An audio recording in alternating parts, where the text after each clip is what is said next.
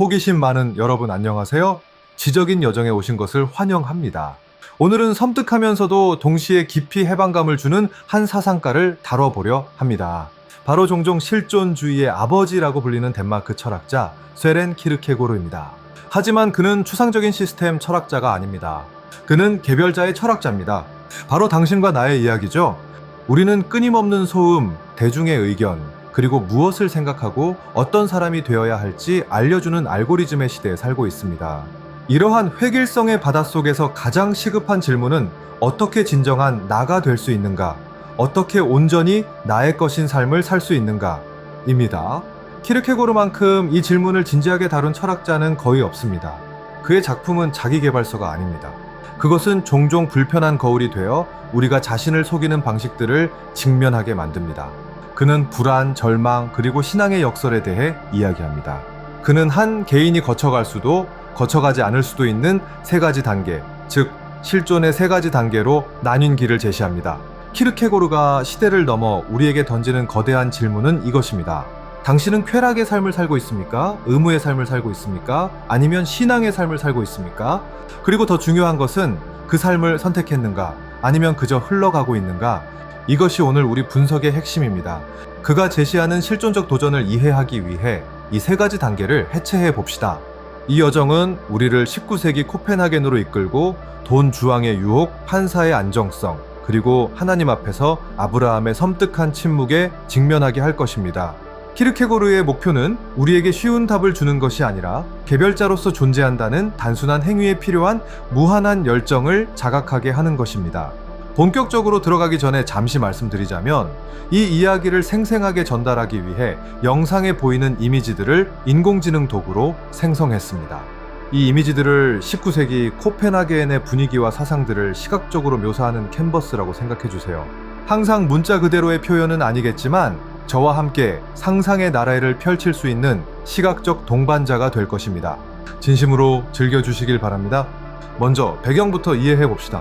쇠렌 키르케고르는 1813년부터 1855년까지 코펜하겐의 소위 황금시대에 살았습니다.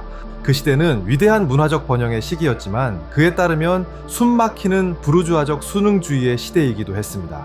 그의 개인적인 삶은 멜랑콜리, 일할 필요 없게 해준 막대한 유산, 그리고 그의 삶을 규정지을 결정인 레기네 올센과의 약혼 파기로 점철되었습니다.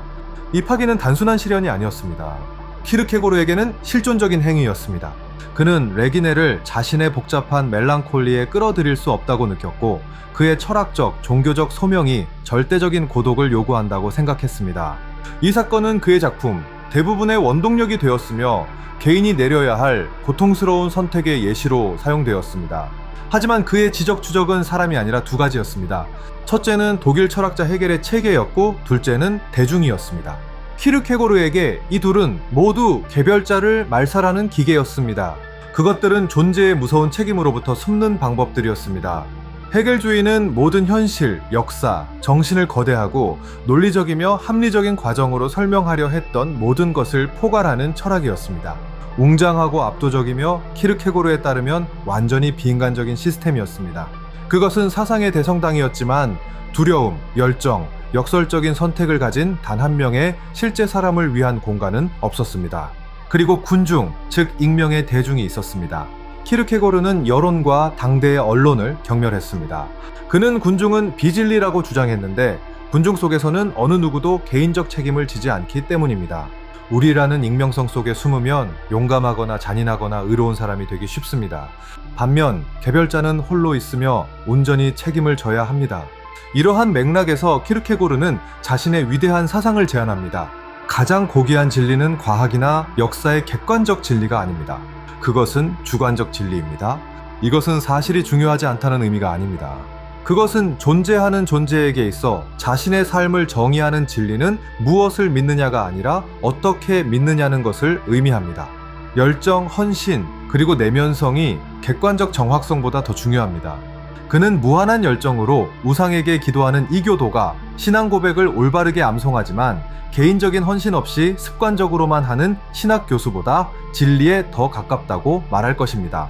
진리는 존재하기 위해 체득되어야 합니다. 살아내어줘야 합니다. 그것은 당신이 살고 죽을 수 있는 어떤 것이어야 합니다. 이것이 그의 실존주의의 근간입니다. 이러한 급진적인 주관성은 우리를 드러냅니다. 만약 우리에게 무엇이 되어야 할지 알려주는 체계나 군중이 없다면 우리는 우리의 자유와 함께 홀로 서게 됩니다. 그리고 키르케고르는 이 자유가 앵스트를 낳는다고 말합니다. 우리는 보통 이를 불안이나 공포로 번역합니다. 이것은 핵심 개념입니다. 사자나 폭풍우처럼 특정 대상에 대한 두려움이 아닙니다. 불안은 자유의 현기증입니다. 그것은 시면을 들여다볼 때 느끼는 감정인데 떨어질까봐 두려워서가 아니라 뛰어내릴 수도 있다는 섬뜩한 가능성 때문입니다. 그것은 우리 자신의 절대적 자유와 그에 수반되는 책임에 대한 자각입니다. 도엘 수 있음 앞에서 느끼는 어지러움입니다. 아담은 죄를 짓기 전에 불순종할 자유가 있었기에 불안을 느꼈습니다. 만약 불안이 미래 앞에서 느끼는 현기증이라면 절망은 현재의 병입니다. 그것은 자아의 병입니다. 키르케고르는 이를 죽음에 이르는 병으로 묘사합니다. 몸을 죽이기 때문이 아니라 영혼을 죽이기 때문입니다. 절망은 두 가지 주요 형태를 가집니다. 첫째는 자기 자신이기를 원하지 않고 다른 사람이 되기를 바라는 절망입니다. 이것은 자신을 싫어하고 더 부유하고 더 똑똑하고 더 인기 있기를 바라는 사람입니다. 그것은 끊임없는 자기 정체성으로부터의 도피입니다. 하지만 키르케고르에 따르면 더 미묘하고 더 흔한 형태의 절망이 있습니다. 그것은 자아를 가지고 있다는 사실을 자각하지 못하는 절망입니다.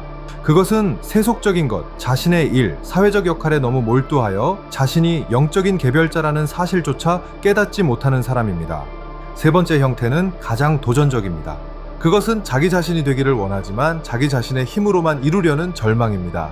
이것은 프로메테스적 도전입니다. 그것은 키르케고르가 하나님이라고 부를 존재인 자신보다 더 큰 존재에 대한 의존을 받아들이지 않고 맨 땅에서부터 자신의 정체성을 구축하려 하는 개별자입니다. 그에게 자아는 자신을 존재하게 한 힘과의 올바른 관계 속에서만 발견됩니다. 이것이 인간의 조건입니다.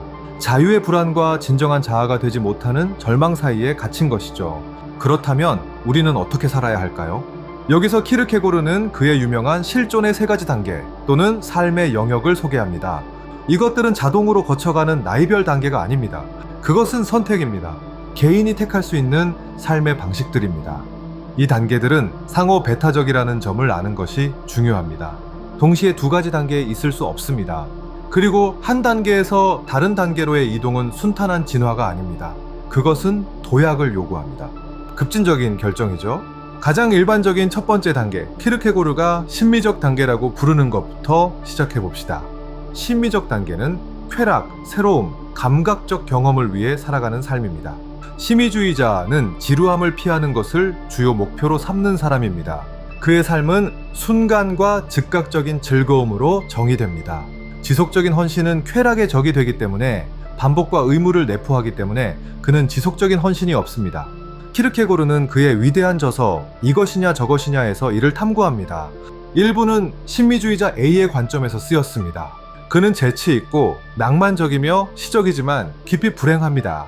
그는 아름다움, 음악, 에로티시즘을 추구합니다. 하지만 그는 사랑하는 사람을 찾는 것이 아니라 사랑의 감정을 찾습니다. 그는 아름다움의 관념을 찾지 그 자체의 아름다움을 찾지 않습니다. 신미주의자의 최고 상징은 돈 주왕입니다. 유혹자죠. 키르케고르는 모차르트의 돈 주왕을 분석합니다.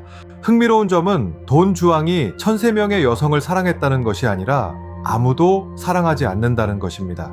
그는 여성을 찾는 것이 아니라 여성적인 것을 찾습니다. 각각의 정복은 그저 사라지는 쾌락의 순간일 뿐이며 즉시 다음 순간으로 대체되어야 합니다. 그것은 끝없는 사냥입니다. 신미주의자는 지루함을 피하기 위해 키르케고르가 회전의 방법이라고 부르는 것을 실행합니다. 단순히 새로운 쾌락을 추구하는 것이 아니라 그것들을 어떻게 즐기고 언제 버려야 하는지, 즉 지루해지거나 헌신을 요구하기 직전에 버리는 방법을 아는 것입니다. 그것은 표면성의 정교한 기술입니다.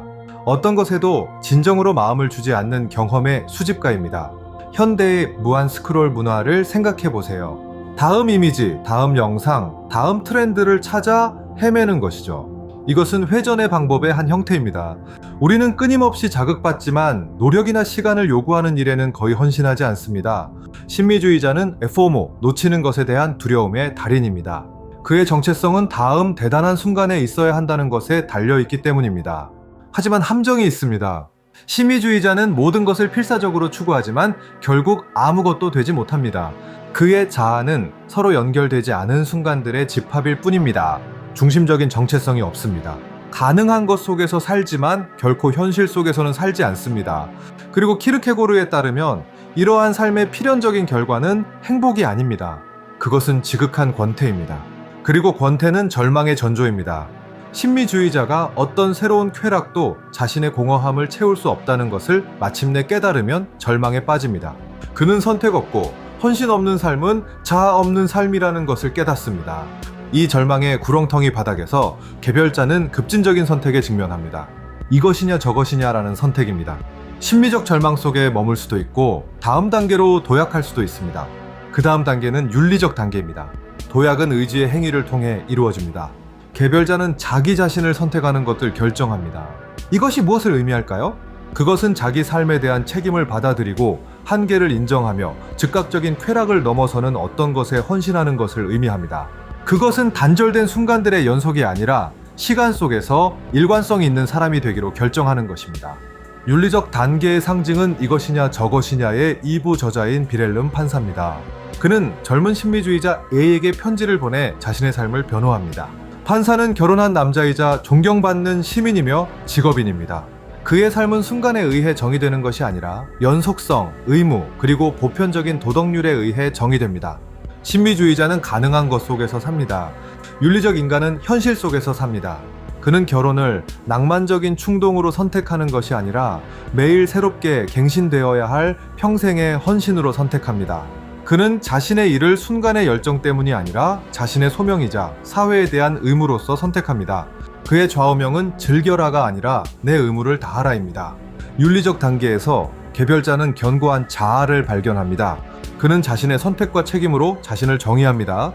그는 선량한 시민, 충실한 남편, 성실한 친구입니다. 그는 보편적인 도덕률에 따라 사는 것에서 깊은 의미를 찾으며 이는 칸트와 같은 철학자들이 도덕성의 정점으로 여겼던 것입니다. 그것은 질서, 의미, 일관성 있는 삶입니다. 많은 철학들에게 이것이 길의 끝일 것입니다.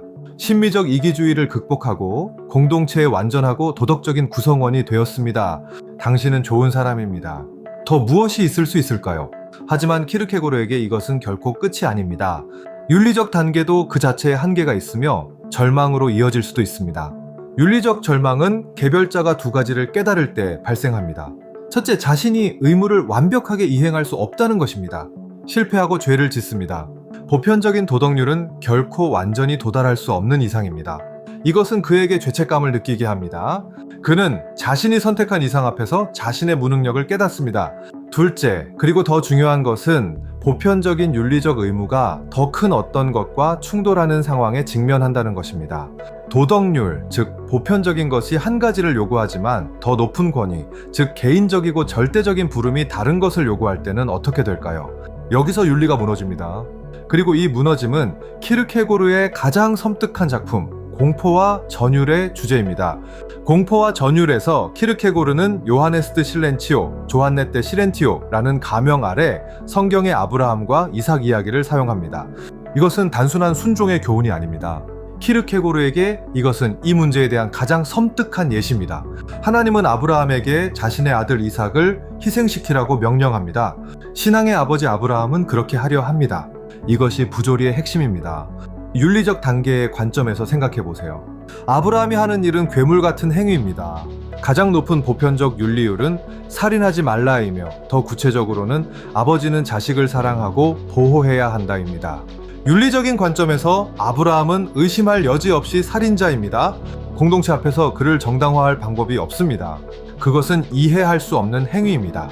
만약 아브라함이 아내 살에게 하나님이 우리 아들을 죽이라고 하셨어 라고 말했다면 그녀는 그가 미쳤다고 생각했을 것입니다. 만약 대제사장에게 말했다면 그를 막았을 것입니다. 아브라함은 말할 수 없습니다. 설명할 수 없습니다. 그는 완전히 혼자 절대적인 침묵 속에서 윤리를 무효화하는 이 신성한 명령과 마주합니다. 키르케고르는 이를 윤리적인 것의 목적론적 정지라고 부릅니다. 윤리 그 자체가 유보되고 한편으로 제쳐두어지는 것은 더 높은 목적, 즉 텔로스로 테로데 의해서인데 이는 하나님과의 개인적인 관계입니다. 아브라함은 보편적인 것, 모두를 위한 도덕성에서 벗어나 절대자 하나님과의 사적이고 절대적인 관계로 들어갑니다. 이것이 종교적 단계를 정의하는 것입니다.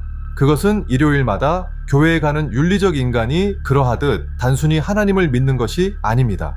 종교적 단계는 절대자와의 직접적이고 개인적이며 역설적인 관계를 내포하며 이 관계는 이성과 보편적 도덕성에 역행할 것을 요구할 수도 있습니다. 키르케고르에게 이것이 신앙의 운동입니다. 그리고 신앙은 부조리입니다. 그것은 부조리 때문에 믿는 것입니다. 아브라함은 이삭을 죽이더라도 어떤 방식으로든 그를 다시 얻게 될 것이라고 믿습니다. 여기에는 논리가 없습니다. 그것은 역설입니다. 인간 이성은 신뢰하지 않고 오직 하나님만을 신뢰하며 공허 속으로의 도약입니다. 종교적 단계로의 이행은 이중적인 포기를 요구합니다. 첫째, 키르케고르가 아브라함을 부르는 대로 신앙의 기사는 무한한 체념의 운동을 해야 합니다. 세상에서 사랑하는 모든 것을 포기해야 합니다. 아브라함은 이삭을 포기합니다. 완전히 포기합니다. 영원히 잃었다는 것을 받아들입니다. 하지만 그 다음 신앙의 기사는 한 걸음 더 나아가 부조리의 단계를 밟습니다. 그는 나는 그를 포기했음에도 불구하고 그를 다시 돌려받을 것이다 라고 말합니다. 그리고 이야기 속에서 아브라함은 이삭을 돌려받습니다. 이것이 역설입니다. 먼저 모든 것을 잃은 다음 모든 것을 다시 되찾는데 새로운 방식으로 되찾습니다. 권리가 아니라 부조리 덕분에 얻게 된 절대적인 선물로 되찾습니다. 키르케고르는 신앙의 기사와 무한한 체념의 기사를 구별합니다. 후자는 비극적 영웅과 같습니다. 영적인 무용수죠. 자신이 사랑하는 것을 포기하고 고통을 안고 살아가지만 위대하게 해냅니다. 이해할 수 있고 슬프지만 우리는 그를 존경할 수 있습니다. 하지만 신앙의 기사는 이해할 수 없습니다. 체념의 운동을 한 후 그는 도약하고 잃었던 것을 되찾습니다. 그리고 여기서 가장 이상한 점은 키르케고르는 신앙의 기사가 다른 사람들과 똑같아 보인다고 말합니다. 그는 산속에 은둔하는 금욕주의자가 아닙니다. 그는 사무직 직원, 가게 주인, 가정의 어머니입니다. 겉으로는 평범한 윤리적 시민처럼 보입니다. 음식을 즐기고 가족을 사랑하며 직장에 갑니다. 하지만 내면적으로는 이중적인 운동을 했습니다.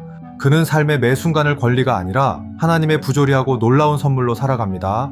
그는 모든 것을 포기했고 다시 돌려받았습니다. 그는 불안과 윤리를 넘어선 신앙의 평화를 누리며 삽니다. 이렇게 우리는 신앙의 도약에 도달합니다. 이 도약이 논리적인 단계가 아니라는 점을 이해하는 것이 중요합니다. 그것은 철학적 증명이나 과학적 증거의 결과가 아닙니다. 사실 도약은 정확히의 증거가 없기 때문에 가능한 것입니다. 그것은 지성이 아닌 의지의 행위입니다. 이성에 도전하는 하나님과의 개인적인 관계의 삶 전체를 거는 것입니다. 고독, 불안, 열정 속에서 이루어지는 완전한 위험 감수입니다. 이것이 키르케고르가 말하는 진정한 개별자입니다. 자신의 열정의 노예가 된 신미주의자도 아니고 보편적인 것의 노예가 된 윤리적 인간도 아닙니다. 절대자와의 절대적인 관계 속에서 자유로운 종교적 인간입니다. 하나님 안에서 자신을 잃으면서 자신을 찾은 자아입니다. 부조리 앞에서 홀로 설 용기가 있는 개별자입니다. 자, 키르케고르는 기독교인이었습니다. 그에게 최고의 부조리는 선육신이었습니다. 무한하고 영원하며 불변하는 존재인 하나님이 특정 시점에 태어나 고통받고 죽은 인간 예수로 나타났다는 생각, 이것은 이성에게 가장 큰 역설입니다. 이해할 수 없으며 단지 믿거나 거부할 수 있을 뿐입니다. 그래서 키르케고르는 당시 기독교계에 대한 맹렬한 비판자였습니다. 덴마크 국교회는 그에게 사회기관이 되어버렸습니다. 기독교인이 되는 것은 문화적이고 편안하며 윤리적인 것이었습니다. 그것은 좋은 시민이 되는 것의 일부였습니다. 하지만 열정, 불안, 위험, 부조리에 대한 자각이 부족했습니다. 그것은 신앙의 도약이 아닌 또 다른 윤리적 시스템이 되어버렸습니다. 말년에 그는 공식교회를 공격하는 격렬한 팸플릿을 발표하며 신약 성경의 기독교를 배반했다고 비난했습니다. 그에게 진정한 기독교인이 되는 것은 섬뜩한 것, 평생의 투쟁, 끊임없는 도약이었지 편안한 사회적 의례가 아니었습니다. 이러한 투쟁은 그에게 코펜하겐 사회의 경멸을 안겨주었습니다. 그렇다면 이 여정을 요약해볼까요? 키르케고르는 우리에게 사다리를 제시합니다. 첫 번째 계단은 심미적 단계, 즉 쾌락과 지루함으로부터의 도피의 삶입니다. 그것은 선택 없는 삶, 순간들의 삶입니다.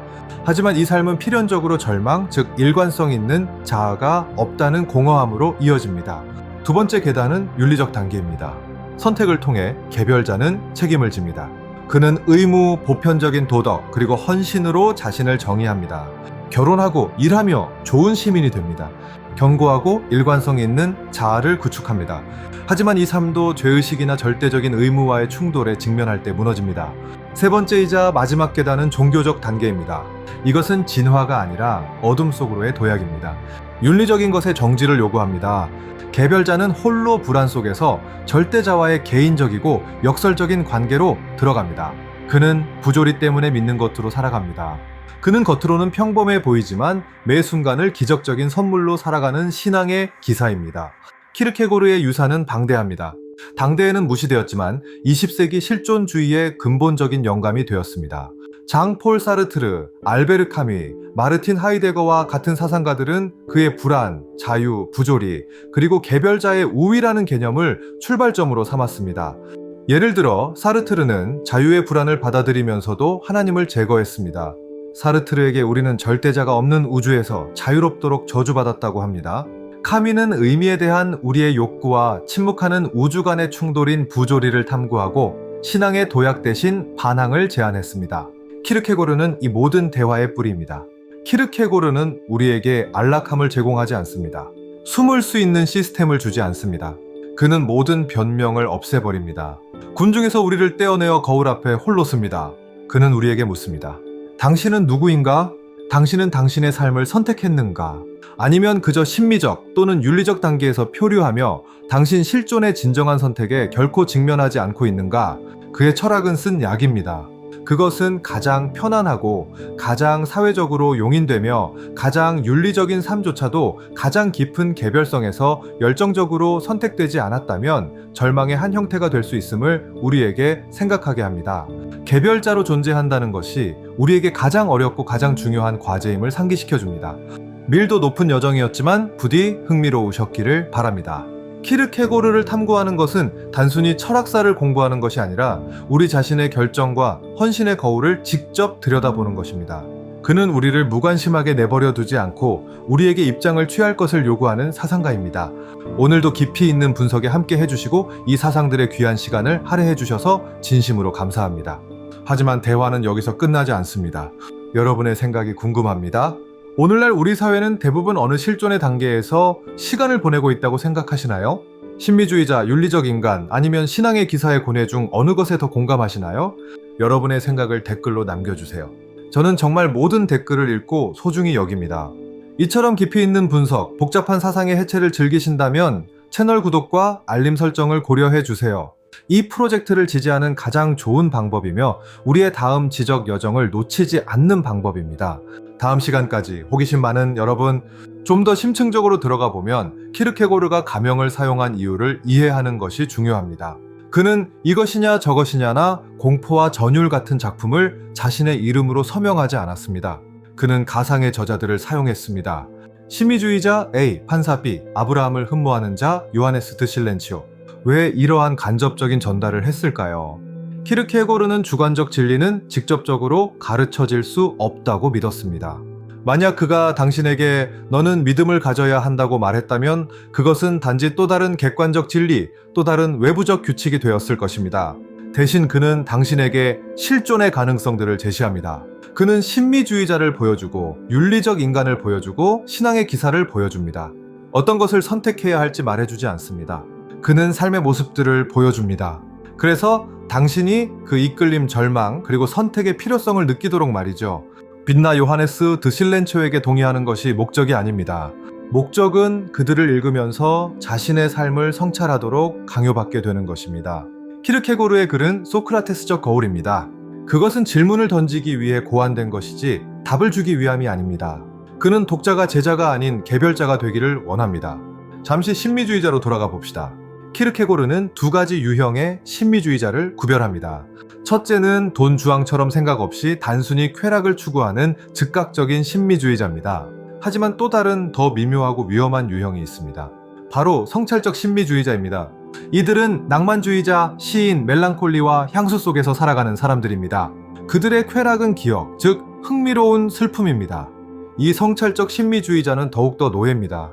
현재에조차 살지 않기 때문입니다. 그는 과거에 이상화되고 시적인 버전 속에서 살아갑니다. 이것이냐 저것이냐에 나오는 유혹자의 일기가 바로 그것입니다. 유혹자 요하네스는 코르델리아라는 소녀에게 관심이 없습니다. 그는 유혹의 과정, 심리적 공작, 그리고 그녀를 자신의 기억을 위한 예술 작품으로 만드는 데 관심이 있습니다. 일단 그녀를 얻으면 모든 흥미를 잃습니다. 즉각적인 신비주의자와 성찰적 신비주의자 둘 다 절망에 빠지는 이유는 둘 다 자아를 정의하는 선택을 회피하기 때문입니다. 윤리적 선택은 선과 악 사이의 선택이 아닙니다. 그것은 그 다음에 옵니다. 근본적인 윤리적 선택은 선택하기를 원하는 선택입니다. 그것은 내 삶은 우연이 아니라 내가 만들어가는 것이다 라고 말하는 의지의 행위입니다.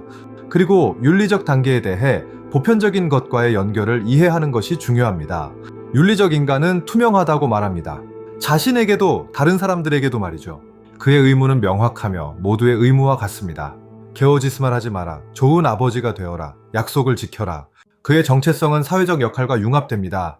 그는 예측 가능하며 그 예측 가능성 속에서 평화와 의미를 찾습니다. 문제는 이러한 투명성이 키르케고르에게는 환상이라는 것입니다. 실제 삶은 그렇게 질서정연하지 않습니다. 삶은 우리에게 역설을 던집니다. 삶은 아브라함의 경우처럼 보편적인 것이 충분하지 않은 순간들을 제시합니다. 윤리적 인간은 자신의 자아를 보편적 의무로 정의함으로써 개별자로서 자기 자신을 잃어버립니다. 그는 시민이나 남편은 되지만 이 개별적인 존재는 되지 못합니다. 키르케고르의 윤리에 대한 비판은 미묘합니다. 그는 윤리가 나쁘다고 말하지 않습니다. 사실 그것은 심미적 단계보다 무한히 우월한 단계입니다. 그가 말하는 것은 그것이 끝이 아니라는 것입니다. 필수적인 단계라는 것이죠. 심미적 단계에서 종교적 단계로 바로 뛰어넘을 수 없습니다. 왜일까요? 왜냐하면 윤리를 정지시키려면 먼저 윤리를 가져야 하기 때문입니다. 보편적 의무에 완전히 헌신했어야 합니다.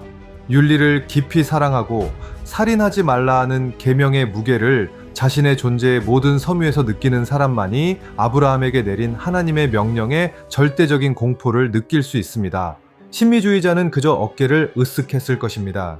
아브라함은 윤리적 인간으로서 공포와 전율을 경험할 수 있는 유일한 사람입니다. 그래서 그가 신앙의 아버지인 것입니다. 신앙은 윤리를 전제하고 그 다음 역설 속에서 윤리를 초월합니다.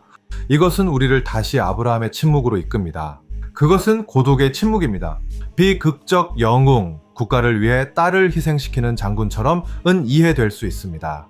우리는 그를 위해 울지만 그를 이해합니다. 그는 더 높은 윤리적 선도시를 구하는 것을 위해 행동했습니다. 하지만 아브라함은 윤리적 정당성이 없습니다. 그의 행위는 그 자신과 하나님만을 위한 것입니다. 그는 혼자입니다. 신앙의 기사는 근본적으로 홀로 있습니다. 그리고 여기서 키르케고르는 우리에게 경고합니다. 누가 아브라함인지 아니면 단순히 미친 사람인지 어떻게 알 수 있을까요? 신앙의 도약을 유혹과 어떻게 구별할 수 있을까요? 아브라함 자신도 확신할 수 없었습니다. 신앙은 확신이 아닙니다. 신앙은 가장 절대적인 불확실성 속에서 하나님과의 관계를 유지하려는 열정입니다. 그것은 평생 지속되는 위험입니다. 키르케고르에게 신앙은 위안이 아닙니다. 세상에서 가장 어려운 일입니다. 신비주의자가 되어 쾌락을 추구하는 것이 훨씬 쉽습니다. 윤리적 인간이 되어 규칙을 따르는 것이 더 쉽습니다. 가장 어려운 것은 홀로 절대자와 열정적인 관계 속에서 개별자가 되는 것이며 그 절대자는 당신에게 무엇이든 요구할 수 있습니다. 이것이 실존으로서의 기독교에 대한 급진적인 비전입니다. 그렇다면 오늘날 키르케고르가 우리를 본다면 그는 질문할 것입니다. 당신의 삶은 도피인가요? 심리적, 편안한 수능인가요? 심지어 도덕적인 수능인가요? 윤리적. 아니면 당신은 개별자가 될 용기를 내어 당신 자유의 불안에 직면하고 당신을 초월하는 그 무엇과의 관계 속에서 당신의 자아를 찾았습니까? 그것이 당신에게 무엇을 의미하든 간에요? 그의 메시지는 우리 모두가 아브라함식으로 종교인이 되어야 한다는 것이 아닙니다. 그의 메시지는 우리는 자각해야 한다는 것입니다. 우리는 선택해야 한다는 것입니다. 우리는 열정을 가지고 살아야 합니다. 키르케고르에게 최악의 삶은 살지 않은 삶, 구경꾼의 삶, 군중의 일원으로서의 삶입니다. 위험 없고 열정 없고 자아 없는 삶 말이죠. 키르케고르는 42세의 젊은 나이에 길거리에서 쓰러져 사망했습니다. 자신의 철학적 투쟁과 교회를 향한 마지막 공격으로 지쳐 쓰러진 것이죠. 그는 혜성이자 고독한 인물이었습니다. 그의 작품은 당대를 위한 것이 아니라 우리 시대를 위해 쓰였습니다. 대중화된 개별자의 시대, 신미적 산만의 시대, 그리고 존재한다는 것이 무엇을 의미하는지 가장 절실히 기억해야 할 시대를 위해 말이죠. 아이러니와 풍자를 사용하는 것이 그의 주요 도구였습니다. 그는 교수들, 언론인들, 주교들을 조롱했습니다. 그는 그들을 실존의 선생님들이라고 불렀는데 그들은 삶을 위험한 모험 대신 지루한 일련의 교훈으로 만들었던 사람들이었습니다. 그는 사람들이 자신을 미워하더라도 사람들을 깨우고 싶었습니다. 주관성은 진리다는 여전히 그의 가장 혁명적인 문구입니다. 상대주의에 대한 백지수표가 아닙니다. 책임에 대한 부름입니다. 당신의 실존을 하청줄 수 없습니다. 과학도, 교회도, 정치도, 군중도 당신의 유일한 삶을 어떻게 살아야 할지 말하도록 내버려 둘 수 없습니다. 그 짐, 그 영광스럽고 섬뜩한 짐은 오직 당신의 것입니다. 결국 키르케고르는 내면성의 철학자입니다. 외부적인 것, 성공, 겉모습, 여론에 집착하는 세상에서 그의 목소리는 삶의 진리가 결정되는 유일한 곳으로, 즉 우리 자신에게로 돌아오라고 우리를 부릅니다. 불안 속에서 우리가 누구인지 선택하는 그 고요한 공간으로 말이죠. 그러므로 키르케고르의 여정은 내면으로의 여정입니다. 그것은 군중의 쉬운 진리와 시스템의 진리를 거부하는 것입니다. 신미주의자의 수동적인 쾌락의 삶에서 출발하여 윤리적 인간의 보편적 책임의 삶을 지나 신앙의 기사에 개인적이고 역설적인 헌신의 삶에 이르는 운동입니다. 구경꾼이기를 멈추고 자신의 실존의 주인공이 되라는 부름입니다. 키르케고르는 우리에게 답을 주지 않습니다. 더 나은 질문을 던져줍니다. 그리고 아마도 그것이 가장 위대한 스승의 특징일 것입니다. 무엇을 생각해야 할지 말해주지 않고 스스로 생각하도록 강요합니다. 그리고 그 생각의 결과를 살아내도록 합니다. 밀도 높은 여정이었지만 부디 흥미로우셨기를 바랍니다. 키르케고르를 탐구하는 것은 단순히 철학사를 공부하는 것이 아니라 우리 자신의 결정과 헌신의 거울을 직접 들여다보는 것입니다. 그는 우리를 무관심하게 내버려 두지 않고 우리에게 입장을 취할 것을 요구하는 사상가입니다. 오늘도 깊이 있는 분석에 함께 해주시고 이 사상들의 귀한 시간을 할애해 주셔서 진심으로 감사합니다. 하지만 대화는 여기서 끝나지 않습니다. 여러분의 생각이 궁금합니다. 오늘날 우리 사회는 대부분 어느 실존의 단계에서 시간을 보내고 있다고 생각하시나요? 신미주의자, 윤리적 인간, 아니면 신앙의 기사의 고뇌 중 어느 것에 더 공감하시나요? 여러분의 생각을 댓글로 남겨주세요. 저는 정말 모든 댓글을 읽고 소중히 여깁니다. 이곳은 엄격한 호기심을 위한 공간입니다. 만약 이처럼 깊이 있는 분석, 우리 세상과 우리 자신을 더 잘 이해하는 데 도움이 되는 복잡한 사상의 해체를 즐기신다면 채널 구독과 알림 설정을 고려해 주세요. 이것은 이 프로젝트를 지지하는 가장 좋은 방법이며 우리가 이 대화를 계속 이어갈 수 있도록 하는 가장 좋은 방법입니다. 탐구할 아이디어의 우주가 있습니다. 함께 생각해 주셔서 감사합니다. 다음 시간까지 호기심 많은 여러분